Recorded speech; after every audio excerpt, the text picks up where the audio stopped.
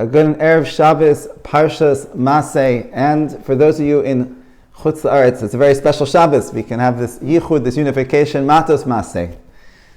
We should just go from strength to strength and connecting from the Parshios and in every way. So in this week's Parsha, I just want to share a bit of a personal Pilzno work-inspired story. As many of you know, maybe following our podcast, our weekly podcast, just the other day, we went out to be able to do a special podcast. It's going to be coming out next week, so make sure to look for it, about vacation, something very relevant to the times that we're living in. And because the podcast was going to be on vacation, we decided, let's go out. We're not just going to do our podcast in our regular location. Let's go out, let's explore, let's excavate, and go out to the wild and do our podcast over there. So we made a big trip, packed everything up, with our top cameraman, and went out there to be able to record this podcast out in the forest. Now, the truth is, for our podcast, although we have a very special, broad viewership globally, when it comes to actually recording our podcast, we don't have much of a crowd. But this week, we had a very special crowd, which were the bees. And as we sat down to set up our podcast, by a park bench, we set things up on one side, and then we started to record. And there was one bee that decided to come. And I personally was a little bit concerned about, shooting with bees. I'm not a very big bee fan. But, Rav Gerzi told, the Rabbi said, don't worry about it. We're going to start. Don't worry about the bees. So we started to record, and a couple of minutes into this podcast, I see we must have really, really been getting the bees excited. One bee turned into 3, 4, 5, 6 bees coming all around us, going around the cameraman himself as well. And, as we're doing this podcast, and I'm speaking, and then I'm looking at Rabbi Gerzi, this bee is just flying around Rabbi Gerzi's head, going right in front of his glasses. And it was just too much. I just started cracking up. And I was like, okay, we can't do this here. We love the bees, but we saw that we had to, unfortunately, pack things up, and drive back to our regular location and shoot our podcast over there. And when we were in the car on the way back, I was thinking, it was humorous, it was a fun moment, but it was also frustrating. Here it was spending all this time driving out to this location, setting everything up, making sure that the sound was good, that the light was good, and then everything was sabotaged by those darn bees. The truth is, when we look at this week's Parsha, we're told about all the journeys of Bnei Yisrael that they had in the Midbar. The 42 journeys. And as we're told in the Chumash as well, also in Parshas Pekudei, right, when it sums up what Bnei Yisrael did as they went and they traveled, we know that the way that Bnei Yisrael traveled, they had their own GPS system, right? But it wasn't Waze, right? It wasn't Google Maps. It was the Ananei HaKavod. And according to the Ananei HaKavod, that is how they traveled. And sometimes they would travel and they would, once again, we're talking about millions of people, right? We're speaking about families with women and children and animals. They would travel and set up camp. You can imagine what that was to set up camp. And sometimes they would spend a month. Sometimes they would go and spend a few days. If you can imagine what it was like to be out there in the Midbar and to set up camp, and you get everything set up and you sit back on your chair and you open up your beer. They had those. And it's like, you guys heard? What? No! Then honey, I cover. What did we come here for? I didn't even be able to make a shahak on the Ebed. What did we come here for? The emes is, and this is a teaching we find in the Talmidim of the Baal Shem Tov, they explained that there was tremendous depth that was taking place in each one of those 42 journeys. That Am Yisrael needed to go to each one of those places.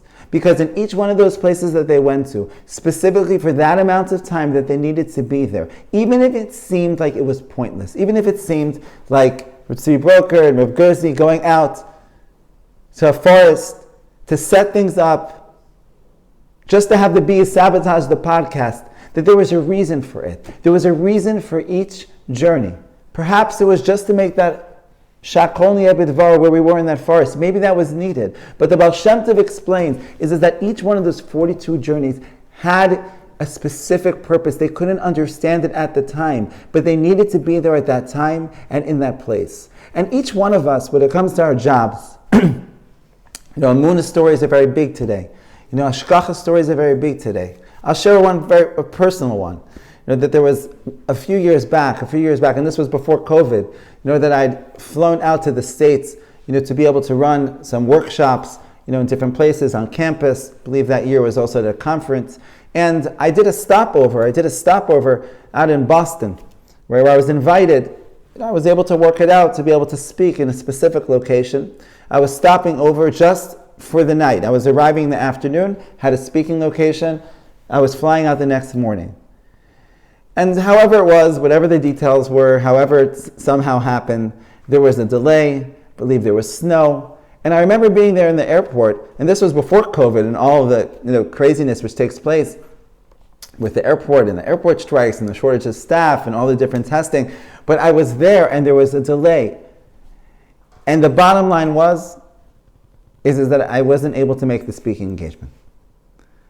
And I remember where I stayed out there in Boston, in the Boston Shul, right? There's a 𝗟𝗘𝗧 𝗦𝗦 over there, sitting there in the base medrash after I daven Mariv, and I was like, what did I come here for? What did I come here for? Now, I thought I was coming to Boston, I had a speaking engagement, but it didn't work out. So here I am. What am I doing? Staying over here. I had to go find a place to find some food, some kosher food, right, to be able to eat. And that next day when I was in the airport, I remembered this pasuk, which we've spoken about in the Beis Medrash program a lot, right, this teaching of the Baal Shem Tov, right, that the steps of man, right, are established by Hashem. Hashem decides where we need to go. And when it comes to work, we may think that we're going for purpose A, but really it could be that we needed to go there for purpose B.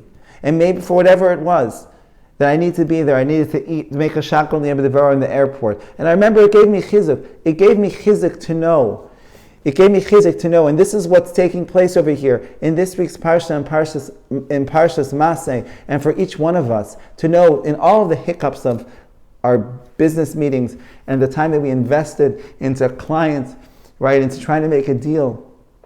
And the whole thing falls through. And we wonder, what was it that I spent all this time on? What was it that I traveled to this place for? Right? To be able to recognize that everything has a deep purpose. And just to add a layer to that, just because I think that as we finish up Sefer Bamidbar, right, as we're going to say chazak v'nit chazek, perhaps take something upon yourself. Don't worry, it's not too scary. Parshas Maasei reflects on all of the journeys. It's the only place that we find. The Torah tells us. The Torah doesn't actually describe what took place during the Midbar all of those years. But in Parshas Maasei, we're told all of those journeys. And there's a Gemara in Kedushin we've spoken a lot about in the Beis Medrash, where it asks a great question. Right? What is the Jewish profession? What is it that every Jewish mother should want their son to do?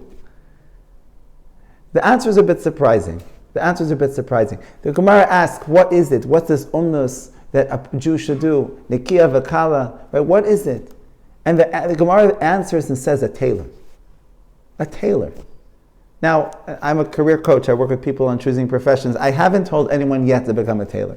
I haven't seen, with all the firm programs we have for becoming an accountant, a lawyer, I haven't seen tailor programs. I haven't seen one. Kashe, how do we understand it? The Gemara says, no one argues, the Gemara says it, to become a tailor. So I spent a lot of time, years ago, trying to understand this. One insight, that came to me was the following. What does a tailor do? A tailor is involved, right, in taking different pieces of garments, and he has a needle and he has a thread, and is involved in taking it and threading it, and taking different pieces and bringing it together, and creating a yichud, creating unification. And the idea was, and this I've shared a lot with clients that I've met with, is that often when we look back at our professions, we look back at our career, we look back at our jobs. Right? I know when I have conversations, I meet with people, and I say, tell me what you've done.